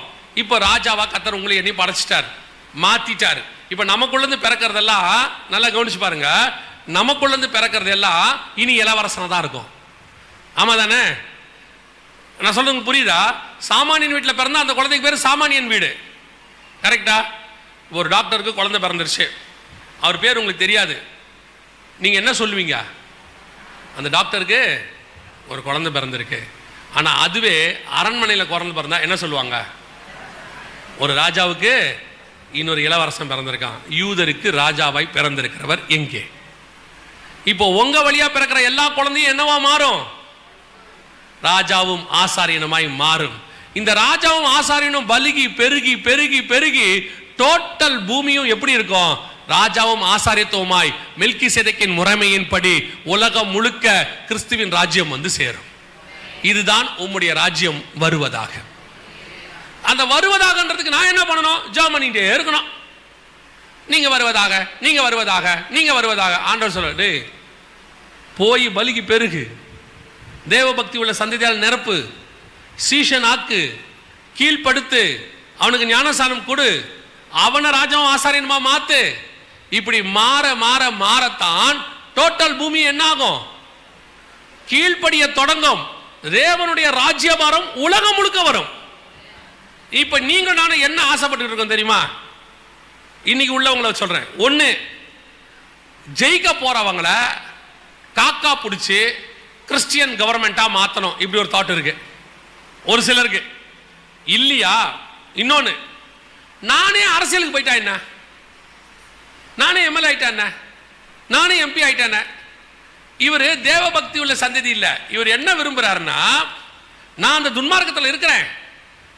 இந்த பதவி ஆசை யாருக்கு இருக்குன்னா, பிசாசுக்கு தான் ஃபர்ஸ்ட் வந்துச்சு பதவி ஆசை. அவன் சொல்றான், நான் வானத்துக்கு ஏறுவேன், ஆராதனை கூட்டத்துக்கு என்ன ஆவேன்? தலைவன், தலைவனாவேன், சிங்காசனத்தை போடுவேன். பதவி, போஸ்டிங், தலைவர், சிங்காசனம், இந்த ஆசைலாம் யாருக்குரியதா இருந்துச்சு? ஃபர்ஸ்ட் பிசாசுக்குரியதா இருந்துச்சு. இப்போ உங்களுக்கும் எனக்கும் ராஜாவும் ஆசாரியனுமா ஸ்பிரிச்சுவலி மாத்திட்டாரு. ஆனா இன்னைக்கு நமக்குள்ளே இருக்கிற ஒரு பெரிய கூட்டத்துக்கு உலகத்துல அவங்க எம்எல்ஏ ஆகணும், எம்பி ஆகணும். நான் சொல்றது கிறிஸ்டியன்ஸ், ஊழியக்காரர்கள் எம்எல்ஏ ஆகணும், எம்பி ஆகணும். இந்த ராஜ்ய பாரத்துல அவங்க போஸ்டிங் வரணும். ஆண்டவர் சொல்றாரு, நீ இந்த ராஜ்ய பாரத்தை ஸ்தாபிக்க வேண்டிய ஆளு, இத பூமி முழுக்க கொண்டு போக வேண்டிய ஆளு. நீ இந்த கிங்டம் குள்ள இருந்துகிட்டு இதே மாதிரி இதை மாத்தணும்னு நினைக்கிற. நல்லா தெரிஞ்சுக்கொள்ளுங்க, ஒரு நாளும் காடு தோட்டம் ஆகாது. தோட்டம் தான் காடு போய் காட்டை தோட்டமா மாத்தணும். நான் சொல்ல புரியுதா? ஆதாமுடைய சந்ததி தான் போய் என்ன செய்யணும்? பூமியை நிரப்பி தேவ பக்தி உள்ள சந்ததியை மாத்தி தேவ ராஜ்யத்தை கொண்டு வரணும். இதைத்தான் இஸ்ரவேல் ஜனங்கிட்ட சொன்னாரு. ஆபிரகாம் கிட்டையும் மோசே கிட்டையும் எல்லா உடன்படிக்கையும் கொடுத்து, ஆசாரியத்துவத்தை கொடுத்து, அவங்க கிட்ட பார்த்து நியாய பிரமாணத்தை கொடுத்துட்டு சொன்னாரு, நீங்கள் எனக்கு ஆசாரிய ராஜ்யமாய் இருக்கிறீர்கள், பரிசுத்த ஜாதியும் ஆசாரிய ராஜ்யம். அப்படின்னா என்ன அர்த்தம்? இந்த நியாய பிரமாணத்தை, இந்த 12 கோத்திரமும் அப்படியே கொண்டு போய் இஸ்ரவேலை மையமா வச்சு உலகம் ஃபுல்லா பரப்புங்க, என்ன வந்துரும்? ஆசாரிய ராஜ்யம் வந்துரும். இந்த பையன் செய்யல. அவன் வீட்டை பார்த்துக்கிட்டு, அவனுடைய எல்லையை பார்த்துக்கிட்டு எல்லாரும் அதுக்குள்ளே இருந்தவன. கடைசியா யோசுவா சொல்றாரு, நீங்கள் பிடிக்க வேண்டிய தேசம் அதிகமா இருக்கு, நீங்க செல்ஃபிஷா மாறிட்டீங்க. அதே காரியம் தான் இப்ப சபைக்குள்ள இருக்கு. இப்ப கர்த்தர் உங்களை எண்ணி பார்த்து கொடுத்த வேலை என்ன? நீங்கள் போய் சகல ஜாதிகளுக்கும் சுவிசேஷத்தை பிரசங்கித்து, தேவ பக்தி உள்ள சந்ததியா சுவிசேஷத்தை பிரசங்கித்து சீஷராக்கி கீழ்படுத்தி. அவங்க சீஷன் ஆயிட்டா ஆட்டோமேட்டிக்கா என்ன பண்ணிடுவான்? தன்னை சிலுவையில் அறைஞ்சிருவான், கீழ்படுவான், ஆண்டவருக்கு கீழ்படிவான். கீழ்படுத்தி அடுத்து என்ன பண்ணணும்? பூமியை நிரப்புங்கள், ஞானஸ்நானம் கொடுத்து டோட்டலா சந்ததியா மாத்தணும். இன்னைக்கு நாம எப்படி ஆயிட்டோம்? இஸ்ரவேல் ஜனங்க மாதிரி செல்ஃபிஷ் ஆயிட்டோம். என்ன செல்ஃபிஷ்? என் வீடு ரட்சிக்கப்பட்டா போதும், நாங்க சர்ச்சுக்கு வந்து ஒழுங்கா போனா போதும், எங்க சர்ச்சு இப்படி இருந்தா போதும், நான் இந்த அளவுக்கு ஊழியம் பண்ணா போதும். நமக்குள்ள ஒரு செல்ஃபிஷ் கிங்டம் மென்டாலிட்டி போயிருச்சு. இப்போ யோசிச்சு பாருங்க, நான் சொல்லிட்டு முடிக்கிறேன், கவனிங்க. இப்போ ஒரு கவர்மெண்ட், ஒரு நாடு இன்னொரு நாட்டுக்கிட்ட யுத்தத்துக்கு போகுது. அந்த நாட்டை ஜெயிக்க வேண்டிய கட்டாயத்தில் இருக்கு, இல்லைன்னா அவங்க இந்த நாட்டை ஜெயிச்சிருவாங்க. சரி, வார் ஸ்டார்ட் பண்ணியாச்சு. இந்த வார் ஸ்டார்ட் பண்ண உடனே நல்லா கவனிச்சு பாருங்க, 3 விதமான படைகள் இருக்கும். விமானப்படை, கப்பல் படை, காலாட்படை, 3 இருக்கும். இது லேண்டில் இருக்கு, அது தண்ணியில் இருக்கு, அது ஆகாயத்தில் இருக்கு. இது சாலிடு, இது வாட்டரு, அது கேஸ். நம்ம 3 ஸ்டேட் சொல்லுவோம்ல, ஏர்ல இருக்கு, வாட்டர்ல இருக்கு, லேண்ட்ல இருக்கு. இந்த 3 மோடு, வேற இடம். இது ஓடணும், அது மிதக்கணும், அது பறக்கணும். ஓகேவா? இப்போ இவங்கிட்ட இருக்கக்கூடிய ஆயுதங்கள் வேறு. யாருக்கிட்ட இருக்கிறது?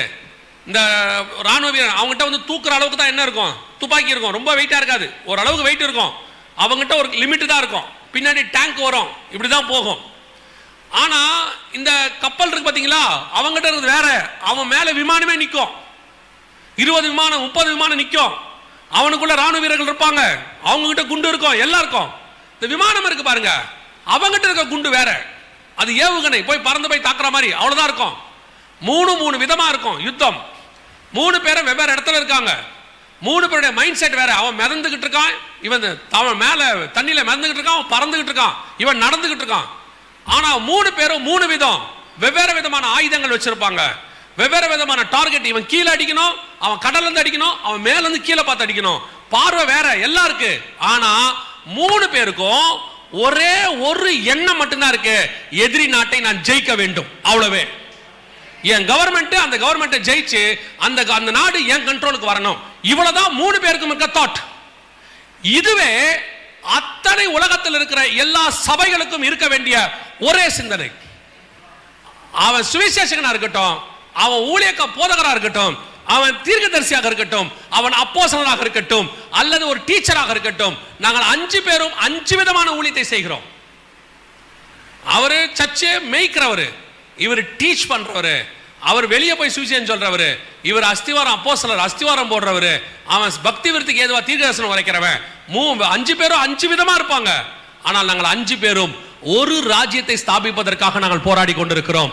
அந்த ராஜ்யம் பரலோக ராஜ்யம். இந்த எண்ணம் வந்தாதான் உங்களால ஜெயிக்க முடியும். இதுதான் கீழ்ப்படுத்தி ஆண்டு கொள்ளுங்கள். இது யாரால முடியும்? தேவ பக்தி உள்ள சந்ததியால மட்டும்தான் முடியும். இந்த ஒன்னஸ் இன்னைக்கு இருக்கா? இன்னைக்கு எனக்கு அந்த இல்ல. இப்ப எப்படி இருக்குது? என் காயின் போய் ஒரு பட்டணத்தை கட்டி தன் குமாரன் பெயரை வைத்தான். இப்ப காயினுக்கு தேவனுடைய பெயரையோ ராஜ்யத்தையோ வைக்கணும்னு ஆசை இல்ல. அவனுக்கு என்ன பேர் இருக்குது? என் பையனுடைய பட்டணம் இது. இப்படி ஒவ்வொருத்தரும் அவங்க பேர் உண்டாகும்படி, பிரதர் வாசிச்சாங்க இல்லையா 11 ஆதியாகமம், தங்களுக்கு பேர் உண்டாகும்படி. இதுதான் உலகத்தின் ராஜ்யம். உலகத்தின் ராஜ்யத்தில் இருக்கிறவன் தான் பையனுக்கு பேர் வைப்பான், தான் ராஜ்யத்தை கட்ட பார்ப்பான், தனக்கு பேர் உண்டாகணும்னு பார்ப்பான். ஆனால் ஹெவன்லி கவர்மெண்ட், பரலோக ராஜ்யத்தில் இருக்கிறவன் நாங்கள் அத்தனை பேருக்கும் ஒரு ராஜாவுக்கு உண்டாக்குகிறோம், பேர் உண்டாக்குகிறோம். யோபு சொன்னா, நான் தண்ணீர் உள்ள பட்டணங்களை பிடித்தேன், என் பேர் வராதபடி உன் பேர் விளங்கும்படி நீர் வந்து பட்டணங்களை பிடிக்கும். நான் தண்ணி உள்ள இடம் பிடிச்சிட்டேன்பா, உள்ள போனா தான் உங்க பேர் வரும், ராஜாவுடைய பேர் தான் வரணும். அதுதான் தளபதிக்கு இருக்க வேண்டிய தாட். நான் யாருகிட்ட இருக்கிறேன்? என் ராஜாவுடைய பேர் வரத்துக்காக இருக்கிறேன். அவர் நாமம் மகிமைப்பட வேண்டும். நான் தான் யுத்தம் பண்ணுவேன், லேண்ட்ல நான் தான் நிற்பேன், ஆனா பேரு அவர் பேர் வரணும். இதைத்தான் யோவான் ஸ்நானகர் சொன்னா, நான் சிறுகவும் அவர் பெருகவும் வேண்டும். இந்த தாட்டு அத்தனை பேருக்கும் வரணும். விசுவாசிக்கு வரணும், ஊழியக்காரனுக்கு வரணும், எல்லா வகையான ஊழியக்காரங்களுக்கு வரணும். உலகத்தில் இருக்கிற அத்தனை சபையும் இந்த ஒரு தாட்டில் இருந்து வேலை செய்யுமானால் அவருடைய ராஜ்யம் பூமியில் வரும். ஆனா இன்னைக்கு என்ன நடந்துகிட்டு இருக்குது?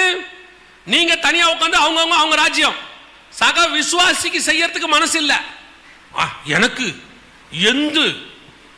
எனக்கு ஏசுநாதர் சொன்னாரு, 2 இருந்தா 1 கொடுத்துருனாரு, 1 இருந்தா அதையும் கொடுத்துருனாரு.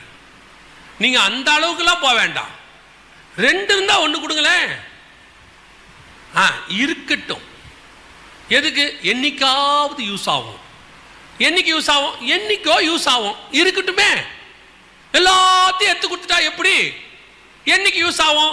பெட்டியில் வைக்கும் போது பக்கத்தில் கொண்டு வைப்பா. எங்க அம்மா எதுக்கு வச்சிருந்தாங்கன்னு தெரியல, ரொம்ப நாளாக இருந்திருக்கு, அம்மாவுடைய ஆசை போல கூடவே அனுப்பு. நீங்கள் என்ன ஏந்திரிச்சு அதை எடுக்கவா போறியா? காலில் இடிக்குதுப்பா, சைடில் வை நான் சொல்ல போறியா? இன்னைக்கு ஏன் ராஜ்யம், ஏன் பையன் பேர் வரணும், நான் பட்டணம் கட்டணும், எனக்கு பேர் உண்டாக்கும்படி கோபுரம் கட்டணும், எனக்கு பேர் உண்டாக்கும்படி பட்டணம் கட்டணும். நீங்கள் அத்தனை பேருமே கிறிஸ்துவின் ராஜ்யத்துக்குள் வரவே முடியாது. ஏன்னா உங்க மைண்ட் செட்டே மாறி ஆகணும். என்ன மைண்ட் செட்டுக்குள்ள வரணும்? அவர் ராஜா, நான் ராஜாவின் பிள்ளை, நாங்கள் இந்த உலகத்தை ஜெயித்து அவர்கிட்ட ஒப்படைக்க வந்திருக்கிறோம். உம்முடைய ராஜ்யம் வருவதாக. ஒரு நாள் என் தேவன் வந்து இந்த பூமியை 1000 வருடம் அரசாளுவார். அவருடைய ராஜ்யம் பூமிக்கு வரும். நான் தண்ணீர் உள்ள பட்டணங்களை பிடிப்பேன். ஆனால் அவர் வந்து அவர் பேர் உண்டாகும்படிக்கு. என் பேர் இல்லாமல் போகலாம், மறைந்து போகலாம், காணாமலே போகலாம். எனக்கு ஒரு நம்பிக்கை உண்டு, என் பெயர் ஜீவ புஸ்தகத்தில் எழுதப்பட்டிருக்கிறது. நான் சிறுகவும் அவர் பெருகவும் வேண்டும். அப்ப நீங்களும் நானும் எந்த ராஜ்யத்துக்கு வேலை செய்யறோம்? முதல்ல ராஜ்யங்கிறது தெரியணும், அடுத்து அதுல நான் ராஜாவா இருக்கேன்னு தெரியணும், அதுக்கப்புறம் எங்க அப்பா தான் ராஜான்னு தெரியணும், அதுக்கு மேல எங்க எல்லாருக்கும் ஒரு அதிகாரம் இருக்குன்னு உனக்கு தெரியணும். அந்த அதிகாரத்தை எப்படி யூஸ் பண்ணணும்னு தெரியணும், அந்த வழிமுறை தெரியணும். இந்த ராஜ்யத்தை நாங்க ஸ்தாபிக்கிறதுக்கு என்ன பண்ணணும்னு தெரியணும். இத்தனையும் சேர்ந்து வரும்பொழுது ஆண்டவர் சொல்வார், சகலவற்றை கீழ்ப்படுத்தி ஆண்டு கொள்ளுங்கள். அப்போ ஒரு ஆளுகைக்கு பின்னாடி இவ்வளவு இருக்கு. நான் செய்கிறேனா? நான் அந்த ஆளுகைக்கு உரியவனா இருக்கிறேனா?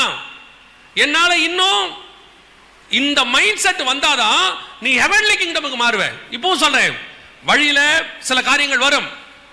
ஒரு உதாரணத்துக்கு சொல்றேன், ஒரு டீ வரும், ஒரு பன்னு வரும், ஒரு ஃப்ரைட் ரைஸ் வரும், ஒரு பிரியாணி வரும். நீ என்ன பண்ணணும் தெரியுமா? சில நேரத்தில் எடுத்து சாப்பிடணும் ஆசையா நிற்கும், சில நேரத்தில் அப்படி எடுத்து குடிக்கணும் ஆசையா இருக்கும்.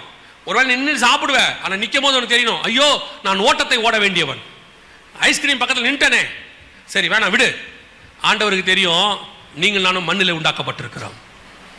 எனக்கு ஸ்பிரிட்ல தான் நான் ராஜாவா இருக்கிறேன், எங்க அப்பா ராஜாவா இருக்காரு. ஆனா இன்னும் என் மேல என்ன இருக்கு?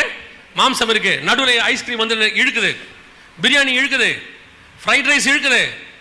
இப்போ சொல்லணும், சில நேரத்தில் வந்தோடனே இது லாபமான அனைத்தும் நஷ்டம் என்று குப்பையும் என்று விட்டேன், எனக்கு ஒன்று நியமிக்கப்பட்டிருக்கிறது, அதை நான் வாஞ்சையாய் தொடர்கிறேன். நடுவில் என்ன ஸ்டக்கப் பண்ண பாக்குது, நிக்க வைக்க பாக்குது. பொருளாசை, பணத்தாசை, கண்கள் இச்சை, ஜீவனத்தின் பெருமை, மாம்சத்தின் இச்சை, இவையெல்லாம் என்னை ஓட விடாம தடுக்க ட்ரை பண்ணுது. நான் ராஜாங்கிறத மறக்க வைக்குது, என்ன வேற என்னமோ சிந்திக்க வைக்குது, இதுக்கு பின்னாடி ஓட வைக்குது. ஆனா ஆண்டவர் சொல்றாரு, டேய் உன் மேல வச்ச அபிஷேகம் பெருசு, உன்னை அழைத்த அழைப்பு பெருசு, உனக்கு வச்சிருக்கிறதான டெஸ்டினேஷன் பெருசு. நீ யார் தெரியுமா? நீ இந்த பூமியில நின்று ஃப்ரைட் ரைஸ் சாப்பிடுறவன் அல்ல, பரலோக ராஜ்யத்தில் என்னோடு கூட விருந்து பண்ண வேண்டியவன். அந்த ஓட்டத்துல ஓடிட்டே இருந்தார் ஆண்டவர். நடுவுல ஸ்பீட் பிரேக்கர் வருமா, கொஞ்சம் ஸ்லோ ஆகுறியா, கவலைப்படாத, ஏறி இறங்கு, அடுத்து வேகம் ஏறி ஓடு. நடுவுல ஸ்பீட் பிரேக்கர் வரும், ஒரு நாள் வரும் உனக்கு ஸ்பீட் பிரேக்கரே இல்லாத திறந்த வாசல் ஹைவேஸை கர்த்தர் உண்டாக்கி வைத்து அன்லிமிட்டட் ஸ்பீட்ல ஓடும் பாரு, ஓடிட்டே இரு, டெஸ்டினேஷன் வரைக்கும் ஓடு, கர்த்தர் உண்டாக்குவார். சில ஸ்பீட் பிரேக்கரை நீ நின்னுற, போதும் நினைக்கிற, டிராவல் போதும் நீ ஃபீல் பண்ற, இந்த டிராவல் போதும் நான் நின்னுக்கிறேன்.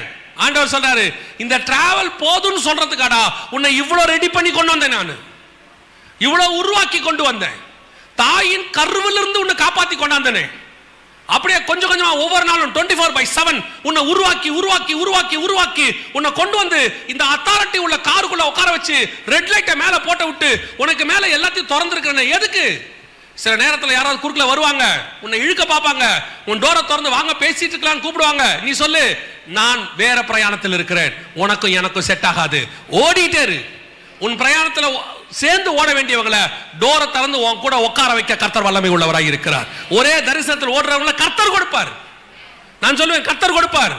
சில நேரங்களில் நாம என்ன நினைக்கிறோம், இந்த கண்ணாடி வழியா பார்க்கும்போது அது ரொம்ப அழகா இருக்கு, இது கொஞ்சம் சூப்பரா இருக்கு, இது இருந்தா நல்லா இருக்குமே, இது சாப்பிட்டா சூப்பரா இருக்குமே, இது என் கூட வந்தா நல்லா இருக்குமே. ஆண்டவர் சொல்றாரு, இந்த பிரயாணத்தை ஏற்பாடு பண்ணும் போது உன் டிக்கெட்ல நான் பின்னாடி எழுதிட்டேன், நீ என்ன சாப்பிடணும், உனக்கு என்ன பரிமாறணும், 15 நாளைக்கு தேவையான மொத்த சாப்பாடும் இந்த ஒரு டிக்கெட் கொடுக்கும். உன் மேல் உள்ள அத்தாரிட்டி பரலோகத்துக்கு போகிற வரைக்கும் இந்த பூமியில் என்ன தேவையோ அதை உனக்கு தரும். நீ செய்ய வேண்டிய ஒன்னே ஒன்று, இந்த அத்தாரிட்டியை புரிஞ்சுக்கிட்டு ஓடு, ஓடிட்டே இரு. ஆண்டவர் கொடுத்த தரிசனத்தை நிறுத்திடாத. எத்தனை தடை வந்தாலும் ஓடு, யார் நிறுத்த பார்த்தாலும் ஓடு, எவன் உன்னை தூக்கி சிலுவையில் அரைஞ்சாலும் ஓடு, எவன் உன்னை திட்டாலும் ஓடு, உன் ஊழியத்தை எவன் கிரிட்டிசைஸ் பண்ணாலும் ஓடு. அவன் அத்தனை பேர் உன்னை நிக்க வைக்கிறவன், ஒரே ஒருத்தர் தான் தகப்பன் தன் தோளிலே சுமக்கிறது போல உன்னை சுமந்து கொண்டு ஓடுகிறவர். அந்த தோலை விட்டு மட்டும் கீழே இறங்கிடாது. அதான் உண்மை. உன்னை சுத்தி அத்தனையும் ராங்கா இருக்கும், அத்தனையும் போராட்டமா இருக்கும். உன்னை ஓட விடாம தடுக்கிறதுக்கு பிசாசு எல்லாரையும் யூஸ் பண்ணுவான். அது உன் கூட பிறந்தவனா இருப்பான், உன் கூட வந்தவங்களா இருப்பாங்க, ஏன் உன்னை பெத்த தாய் தகப்பனா கூட இருப்பாங்க. தட்டி விட்டுட்டு ஓடிட்டே இரு. ஏன்னா நான் வந்ததே பரலோகத்துக்காக தான் கீழே வந்திருக்கிறேன். அந்த அத்தாரிட்டி உனக்குள் வராமல் நீ ஜெயிக்கவே முடியாது. கர்த்தர் உன்னை ராஜாவும் ஆசாரியனுமாய் அழைத்திருக்கிறார். உன் ஓட்டம் ஜெயத்துடன் ஓடணும், அந்த நாடு சுதந்தரிக்கணும். நாம ஒரு பெரிய டார்கெட்டோட பூமிக்குள்ள வந்திருக்கிறோம். கர்த்தர் நம்மை அழைத்து கொண்டு வந்திருக்கிறார். அல்லேலூயா. நாம் ஜெபிக்க போகிறோம். ஏந்திரிக்கலாமா நம்ம தேவ சமூகத்தில் ஆண்டவரை நோக்கி? Thank you Jesus. நன்றி ஆவியானவரே. கோடான கோடி ஸ்தோத்திரம் அப்பா.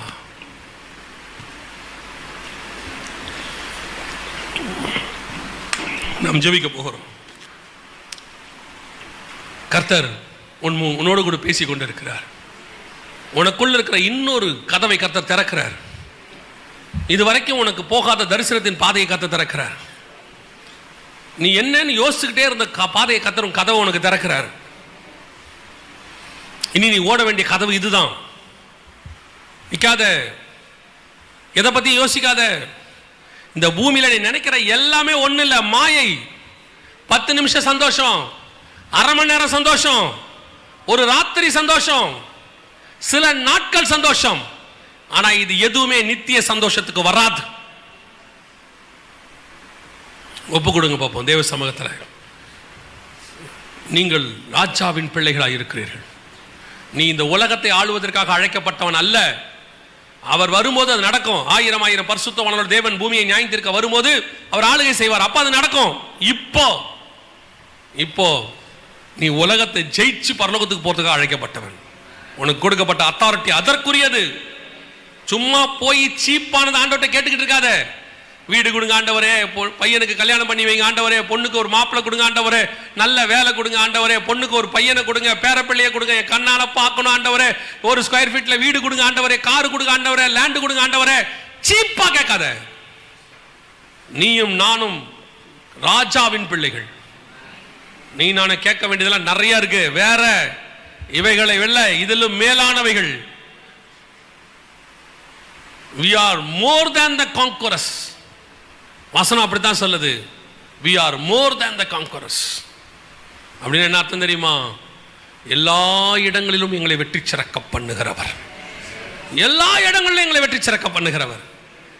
ஒருவேளை நீ ஒரு சில இடத்துல விழுந்திருப்ப. அது கண்களின் இச்சையோ, ஜீவனத்தின் பெருமையோ, மாம்சத்தின் இச்சையோ, கோபமோ, மூர்க்கமோ, அசுத்த வார்த்தை பேசிட்டியோ, ஏதோ ஒன்று எங்கேயோ விழுந்துட்டு இருப்ப.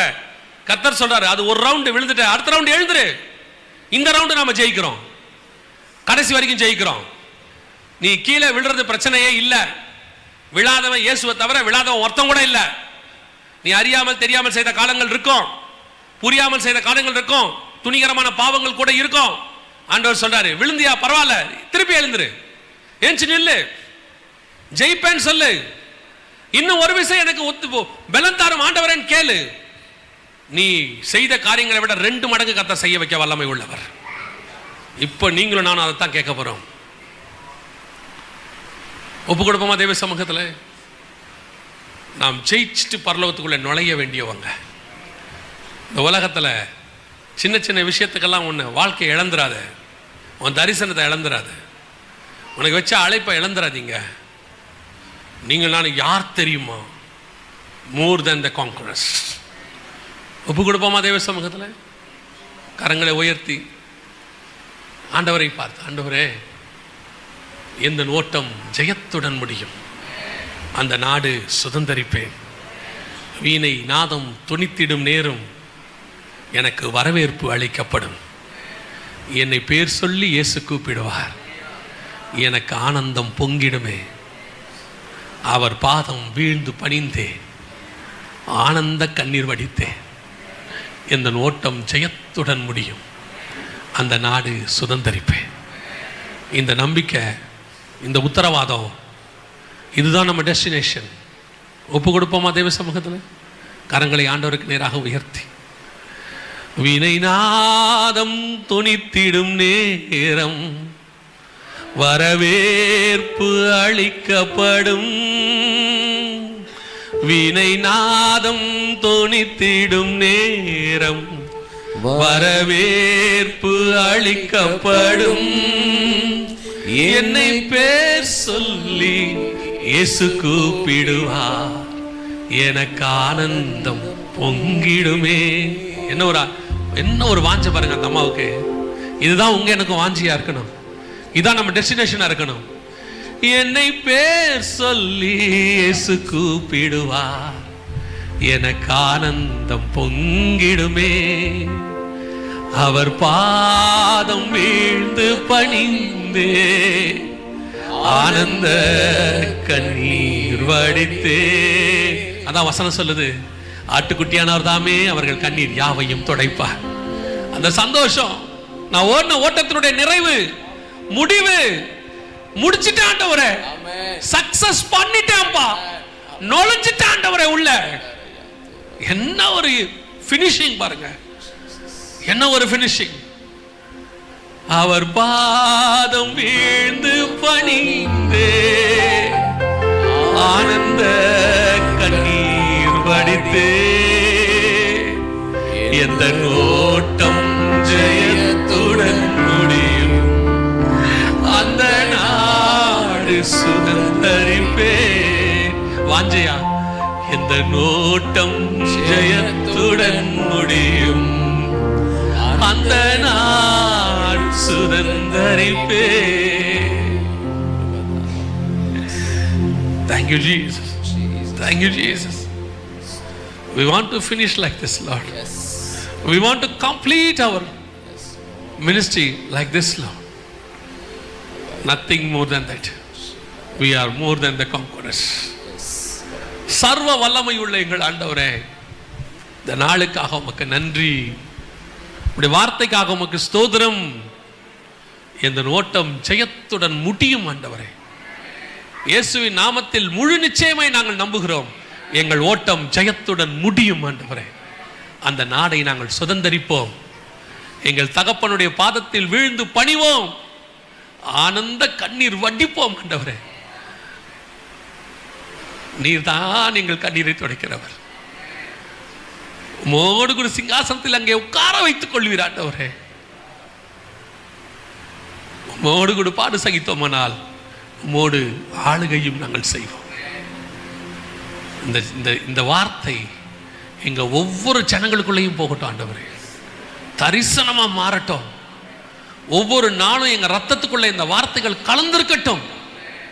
நீர் வரும் வரை இந்த வார்த்தைகள் எங்களுக்குள்ளே ஊடுருவிக்கிட்டே இருக்கட்டும் ஆண்டவரே. நீர் மாத்திரம் மகிமைப்படுங்க. எங்கள் ஆண்டவர் இயேசு கிறிஸ்துவின் நாமத்தில் பிதாவே.